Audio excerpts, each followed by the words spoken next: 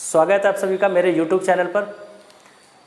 इस video series का तीसरा लेक्चर मैं लेकर आया हूं, जिसमें हम पढ़ेंगे कि कैसे adsorption of gases on solid surfaces, इसको कैसे अफेक्ट किया जा सकता है। कौन से ऐसे फैक्टर्स हैं जिसकी वजह से गैस का एडजॉर्प्शन ऑन सॉलिड सरफेसेस जो है अफेक्ट होता है, इसके बारे में आज हम लोग जानेंगे। तो वीडियो को अंत तक जरूर देखिएगा। चलिए शुरू करते हैं। मैंने एक साइड में सारे फैक्टर्स लिख दिए हैं जिनकी वजह से adsorption of gases on solid surfaces affect होते हैं। उसमें सबसे पहला जो फैक्टर है वो है एडजॉर्बेट। फिर से आप सभी को याद दिला देता हूं students, adsorbate is the molecule which is accumulate by the surface. So adsorbate का क्या रोल है अफेक्ट करने में, ये देखते हैं।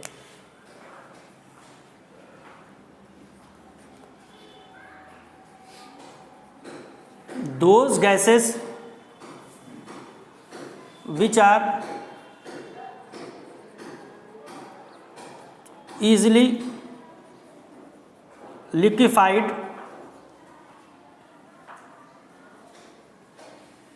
their adsorption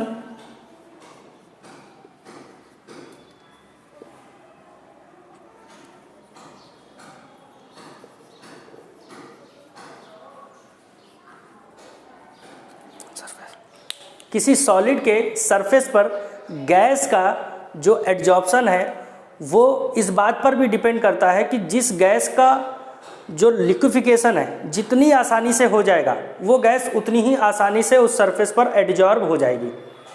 किसी सॉलिड सरफेस पर जब गैस एडजॉर्ब होती है तो गैस के बिहेवियर के आधार पर उसका एडजॉर्प्शन हम बता सकते हैं। जो गैस आसानी से लिक्विफाई हो जाती है वो आसानी से एडजॉर्ब भी हो जाती है, क्योंकि उसके पार्टिकल्स बहुत पास आ जाते हैं। जब बहुत पास आ जाएंगे तो कहीं ना कहीं उनका एक तरह से जो टोटल मास है या जो वेट है वो भी ज़्यादा हो जाने की वजह से क्या है, एडजॉर्प्शन बहुत जल्दी हो जाएगा। कंपेयर टू ऐसी गैसेस जो सिर्फ गैसियस स्टेट में ही पाई जाए तो उनके वापस से डिसऑर्प्शन होने के चांस भी ज़्यादा होते हैं। लेकिन एक लिक्विफाइड, आसानी से हो जाने वाली लिक्विफाइड गैस इतनी आसानी से उसका डिसऑर्प्शन नहीं होता है। एग्जाम्पल के लिए HCl, SO2, ammonia gas are adsorb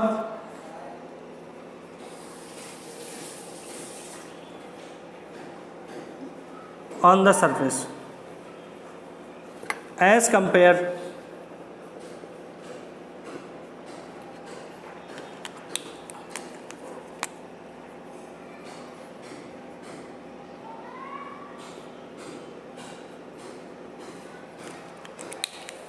HCl, SO2, NH3, ये सब गैसेस इनका एडजॉर्प्शन आसानी से सरफेस पे हो जाता है कंपेयर टू H2Cl2, O2 और N2।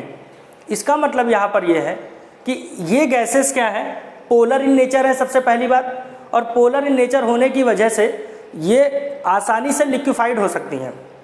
जबकि ये गैसेस जनरली आप देख सकते हैं कि ये नॉन पोलर गैसेस हैं और इनका लिक्विफिकेशन इतना आसान नहीं होता है। ठीक, उम्मीद करते हैं आपको ये टॉपिक समझ में आ गया होगा। इसके आगे की हम बात करते हैं। लिक्विफिकेशन ऑफ गैस इस बात पर भी डिपेंड करता है, एक टेम्परेचर होता है जिसे हम क्रिटिकल टेम्परेचर कहते हैं। उस क्रिटिकल टेम्परेचर के आधार पर ही किसी गैस का लिक्विफिकेशन तय होता है। किसी गैस का क्रिटिकल टेम्परेचर जितना ज़्यादा होता है वो उतनी ही आसानी से लिक्विफाइड हो जाती है। तो क्रिटिकल टेम्परेचर बेसिकली एक टेम्परेचर होता है। क्रिटिकल टेम्परेचर वह ताप है जिस पर किसी गैस को आसानी से द्रव अवस्था में लाया जा सके। It is the temperature at which any gas easily converted into liquid state. उस टेम्परेचर को ही हम क्रिटिकल टेम्परेचर कहते हैं। जैसे एग्जांपल के तौर पे CO2 गैस का जो क्रिटिकल टेम्परेचर है वो 31 डिग्री सेल्सियस होता है। 31 डिग्री सेल्सियस होने का मतलब यह है कि लगभग इतने डिग्री ताप पर CO2 गैस को हम लिक्विड में कन्वर्ट कर सकते हैं, या इतने डिग्री ताप पर ये कन्वर्ट हो जाएगी लिक्विड स्टेट में। आसानी से समझ सकते हैं कि TC का वैल्यू जितना ज़्यादा, गैस उतनी आसानी से लिक्विफाई हो जाएगी। अब यहाँ पे आप देख सकते हैं कि सल्फर डाइऑक्साइड गैस का TC इन सभी में सबसे ज़्यादा है, इसलिए ये आसानी से एडजॉर्ब हो जाती है। तो पहला फैक्टर आई होप आपको समझ में आ गया होगा। तो अगर मैं मोटी बात आपको समझाऊं तो SO2, ammonia, HCl, H2, O2, N2, इन सब गैस में ये आसानी से लिक्विफाइड हो जाएगी। फिर ये ऑर्डर चलता है, इस ऑर्डर में ये चलेगा। इजीली लिक्विफाइड,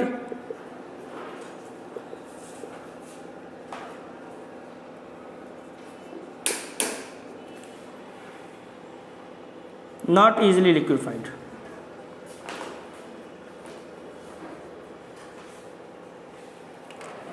ठीक, आई होप आप ये समझ गए होंगे। तो SO2 गैस का एडजॉर्प्शन ज़्यादा आसानी से हो जाएगा, जबकि N2 गैस का एडजॉर्प्शन इतनी आसानी से नहीं होगा। बढ़ते हैं आगे इस टॉपिक में। अब बात करते हैं नेक्स्ट जो फैक्टर है वो है एडजॉर्प्शन का। एडजॉर्प्शन के फैक्टर में हम लोग लेंगे एडजॉर्बेंट का क्या फैक्टर है, क्या रोल होता है एडजॉर्प्शन फिनोमेना को अफेक्ट करने में।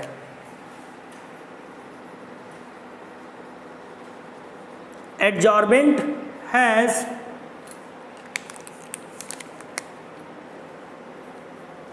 मोर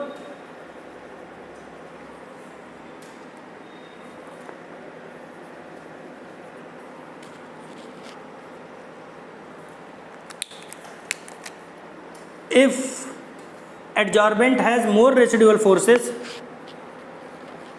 more will be the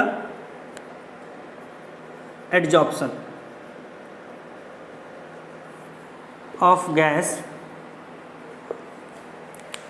on the solid surface।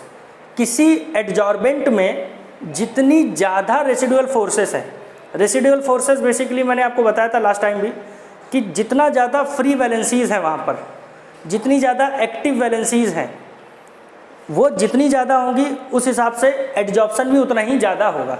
So basically adsorbent के लिए मेन प्रॉपर्टी ये होती है कि उसमें रेसिडुअल फोर्सेस ज़्यादा होने चाहिए।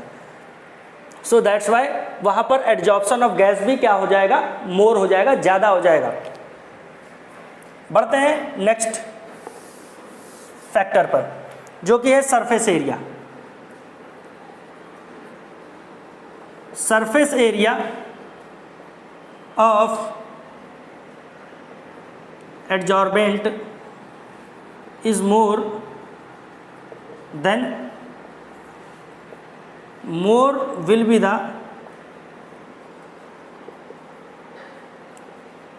adsorption। किसी गैस का एडजॉर्प्शन एडजॉर्बेंट के सरफेस एरिया के ऊपर भी डिपेंड करता है।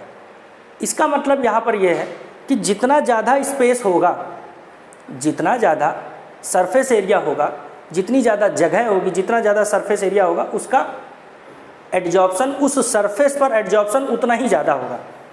इसके लिए बेहतरीन एग्जांपल ये है कि जैसे हमारे पास आयरन का एक टुकड़ा है, तो आयरन का जो टुकड़ा होगा या जो पीस होगा वो बहुत ही कम जगह उसके पास होगी और वो सरफेस एरिया कम प्रोवाइड करा पाएगा। जबकि हम उसी आयरन के पीस को, उस टुकड़े को पीस लें, उसको पाउडर्ड फॉर्म में कन्वर्ट कर लें, तो उसका सरफेस एरिया बढ़ जाएगा। इट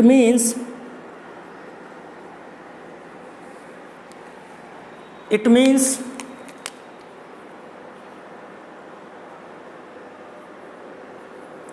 फाइनली डिवाइडेड और powdered form of adsorbent has more surface area।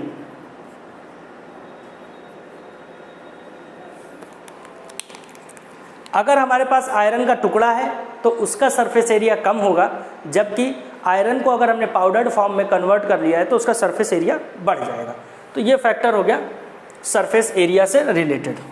बढ़ते हैं नेक्स्ट फैक्टर पे, जो कि है टेम्परेचर। टेम्परेचर और प्रेशर जो दो फैक्टर्स हैं, इनसे सबसे ज़्यादा क्वेश्चन पूछा जाता है बोर्ड एग्जामिनेशन में। तो सभी स्टूडेंट्स इस बात का ध्यान रखेंगे और इसको बहुत अच्छे से समझेंगे। जब हम टेम्परेचर की बात करेंगे, तो फिजिकल एड्जॉर्प्शन के लिए अलग बात करेंगे टेम्परेचर की, और केमिकल एड्जॉर्प्शन के लिए अलग बात होगी। फिजिकल एड्जॉर्प्शन में weak van der Waals force होते हैं, केमिकल एड्जॉर्प्शन में स्ट्रॉन्ग केमिकल बॉन्ड बनता है, जिसकी वजह से वहाँ पर आपने देखा होगा कि केमिकल एड्जॉर्प्शन में मोनो लेयर बनती है, जबकि फिजिकल एड्जॉर्प्शन में मल्टी लेयर एड्जॉर्बेट की बन जाती है। लेकिन मैंने आपको इसमें यह भी बताया था कि कंसंट्रेशन जैसे जैसे लेयर बनेगी कंसंट्रेशन कम होती जाएगी। तो टेम्परेचर का इफेक्ट सबसे पहले देखते हैं फिजिकल एड्जॉर्प्शन में।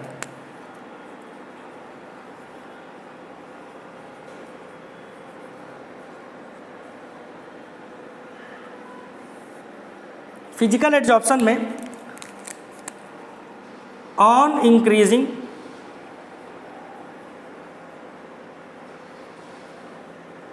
Temperature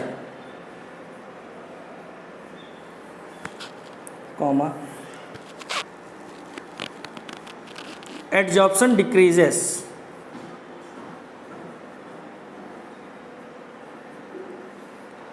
that is desorption takes place।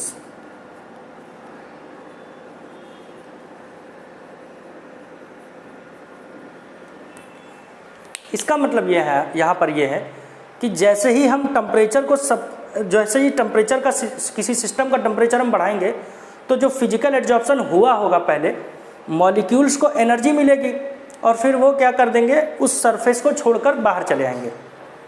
आप इसको ऐसे भी समझ सकते हैं कि केमिकल एड्जॉर्प्शन और फिजिकल एड्जॉर्प्शन में एक आपको डिफरेंस हमने बताया था कि physical adsorption favours low temperature, low temperature पर फिजिकल एड्जॉर्प्शन होता है। अब अगर हम टेम्परेचर बढ़ा देंगे तो फिर उसका वहाँ पर एड्जॉर्प्शन तो नहीं होगा, तो फिर वहाँ पे क्या होगा, डिसऑर्प्शन होना शुरू हो जाएगा, क्योंकि मॉलिक्यूल्स की एनर्जी तुरंत बढ़ने लगेगी और फिर वो अपने प्लेटफॉर्म को छोड़कर जाने लगेंगे। और जब भी किसी सरफेस से मॉलिक्यूल हट जाते हैं या रिमूव होने लगते हैं तो इस प्रोसेस को हम डिसऑर्प्शन कहते हैं।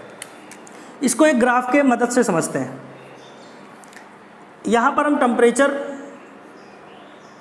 लिख लेते हैं एक्स एक्सिस पर, और वाई एक्सिस पर हम एक्सटेंट ऑफ एड्जॉर्प्शन लिख लेते हैं। Extent of adsorption is nothing but basically it is the amount of adsorbate which is present on the adsorbent or simply surface।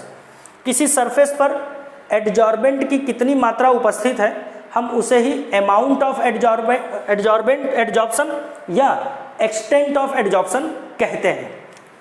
अब मैंने मान लिया है कि कहीं पर एड्जॉर्प्शन यहाँ पर है, इस समय फिजिकल एड्जॉर्प्शन में एकदम ज़्यादा से ज़्यादा एड्जॉर्प्शन मैंने मान लिया है कि सरफेस पे बहुत ज़्यादा एड्जॉर्प्शन हो चुका है। अब हम क्या कर रहे हैं, टेम्परेचर इधर से बढ़ाना शुरू करेंगे। तो 0 डिग्री टेम्परेचर मानिए। अब उसको जब आप आगे बढ़ाएंगे तो देखने को क्या मिलता है कि टेम्परेचर बढ़ाने पर एड्जॉर्प्शन घटने लगता है, और एक टाइम ऐसा आएगा जब टेम्परेचर की वजह से पूरे मॉलिक्यूल्स सिंपली वहाँ से डिसऑर्प्शन हो जाएंगे, वहाँ से पूरी तरीके से रिमूव हो जाएंगे। तो जैसे जैसे टेम्परेचर आप बढ़ाएंगे वैसे वैसे एड्जॉर्प्शन घटने लगता है, क्योंकि सरफेस अपनी जगह छोड़ने लगते हैं। तो ये सिंपली टेम्परेचर का इफेक्ट था फिजिकल एड्जॉर्प्शन में। आई होप आप इसे समझिए होंगे।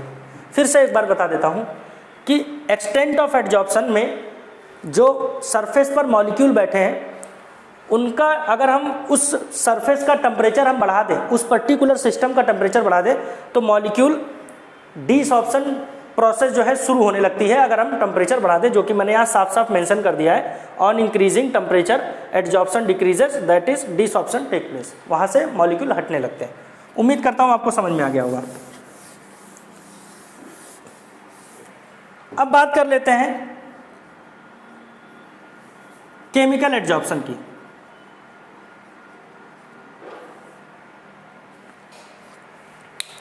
केमिकल एड्जॉर्प्शन में एक पॉइंट हम लोगों ने पढ़ा था कि केमिकल एड्जॉर्प्शन में बेसिकली हमें कुछ अलग से एनर्जी देनी पड़ती है जिसे हम एक्टिवेशन एनर्जी भी कहते हैं। तो साथ ही एक पॉइंट ये भी आपने पढ़ा होगा उसमें कि chemical adsorption basically favours high temperature. सो टेम्परेचर इंक्रीज करने पर अगर हम टेम्परेचर इसमें बढ़ा दें तो एड्जॉर्प्शन भी बढ़ता है, एड्जॉर्प्शन बढ़ता है। But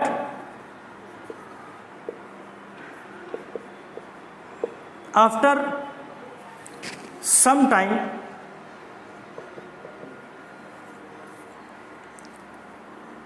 the adsorption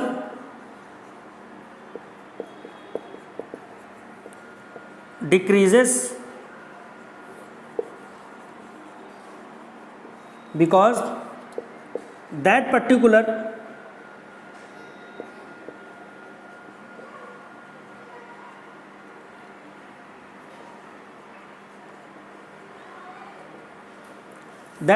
temperature value is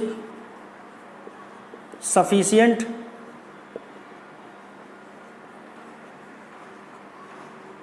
to break the bonds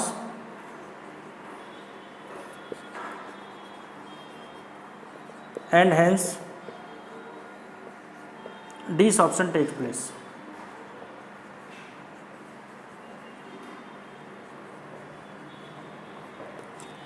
यहाँ पर क्या मतलब है इसका कि शुरू में तो टेम्परेचर बढ़ाकर हम उसको एनर्जी सप्लाई कर रहे हैं जिसकी वजह से एक स्ट्रॉन्ग केमिकल बॉन्ड बन रहा है, लेकिन अगर वही टेम्परेचर को हम लगातार और बढ़ाते जाए और बढ़ाते जाए और बढ़ाते जाए तो एक पर्टिकुलर टेम्परेचर की वैल्यू के बाद ऐसी सिचुएशन होने लगेगी कि वही जो हमने टेम्परेचर देकर या एनर्जी देकर एड्जॉर्प्शन कराया था वही टेम्परेचर अब उसके लिए खतरनाक साबित होने लगेगा और मॉलिक्यूल्स जिन्होंने सरफेस के साथ बॉन्ड बनाया है वो उसी बॉन्ड को तोड़ना शुरू कर देगा, क्योंकि एक पर्टिकुलर वैल्यू जो होगी टेम्परेचर की वो उसको मतलब एक तरह से क्रॉस कर जाती है, तो वो हाई टेम्परेचर में कन्वर्ट हो गया।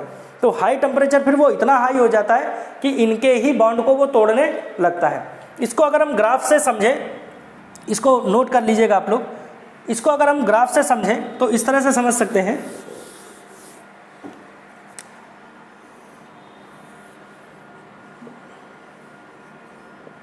सेम वही ग्राफ बनेगा, इस एक्सिस पर टेम्परेचर रहेगा और इस एक्सिस पर एक्सटेंट ऑफ एड्जॉर्प्शन रहेगा। तो इसमें क्या होगा, शुरू में तो बढ़ेगा फिर एक टाइम के बाद घट जाएगा। तो ये जो वैल्यू है पर्टिकुलर, यहाँ पर जो ये टेम्परेचर होगा और ये एक एड्जॉर्प्शन हो गया। शुरू में एड्जॉर्प्शन हमने मान लिया कि थोड़ा बहुत होगा या नहीं भी होगा, तो जब हम टेम्परेचर, क्योंकि केमिकल बॉन्ड बनने में भी समय लगता है, स्ट्रॉन्ग केमिकल बॉन्ड बनने में एनर्जी भी बहुत सारी रिलीज होती है, तो शुरू में जब हमने टेम्परेचर बढ़ाया तो वो कुछ अमाउंट तक जो है, कुछ अमाउंट जो है एड्जॉर्प्शन का बढ़ता है, लेकिन एक पर्टिकुलर वैल्यू के बाद टेम्परेचर की एक ऐसी वैल्यू आ जाएगी या उतना टेम्परेचर हाई हो जाएगा कि वही फिर टेम्परेचर इन्हीं के एक्सटेंट ऑफ एड्जॉर्प्शन को, या जो वहाँ पर कंसनट्रेशन होती है एड्जॉर्बेट मॉलिक्यूल की, उस कंसंट्रेशन को क्या वो डिक्रीज करने लगता है, क्योंकि डिसऑर्प्शन की प्रक्रिया होने लगती है। डिसऑर्प्शन की प्रक्रिया वहाँ पर होने लगती है, इस वजह से हम ये देखते हैं कि टेम्परेचर बढ़ाने पर, हाई टेम्परेचर कर देने पर केमिकल एड्जॉर्प्शन में शुरू में तो बढ़ता है लेकिन फिर बाद में घटने लगता है। आई होप आपको ये समझ में आ गया होगा। बढ़ते हैं आगे। अब इस फैक्टर्स में सबसे अंतिम जो फैक्टर है वो है प्रेशर।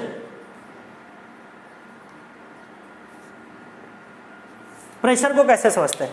प्रेशर जैसे ही बढ़ाएंगे तो क्या होगा, गैस के मॉलिक्यूल भी ज़्यादा से ज़्यादा एड्जॉर्ब होंगे सरफेस पर, और ये सिंपल सा फंडा है, या आप भी ऐसे ही समझ सकते हैं, कॉमन सेंस लगा सकते हैं कि आप ज़्यादा से ज़्यादा लोगों को, या ज़्यादा से, अब प्रेशर बढ़ाने के दो तरीके हैं। या तो आप क्या करिए कि गैस का वॉल्यूम जो होगा उसको और कम कर दीजिए, कम वॉल्यूम में ला के रख दीजिए ज़्यादा से ज़्यादा गैस, या आप क्या कर सकते हैं, प्रेशर बढ़ाने के लिए नंबर ऑफ़ मोल्स भी बढ़ा सकते हैं।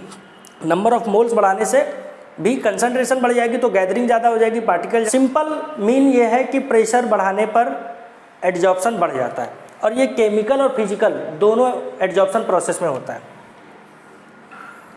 इस यूनिट पर प्रेशर ले लिया, इस एक्सिस पर प्रेशर ले लिया है, और सेम एक्सटेंट ऑफ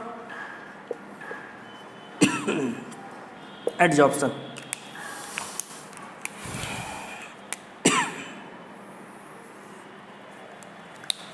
अब यहाँ पर एक चीज़ देखने वाली है कि एक पर्टिकुलर वैल्यू के बाद वो बढ़ना बंद कर देता है। प्रेशर की भी एक वैल्यू आएगी पर्टिकुलर, जिस पर प्रेशर क्या होगा, इसको हम PS बोल देंगे, या इसको ऐसे भी लिख सकते हैं, जहाँ पर PS है स्टैंड फॉर सैचुरेटेड प्रेशर।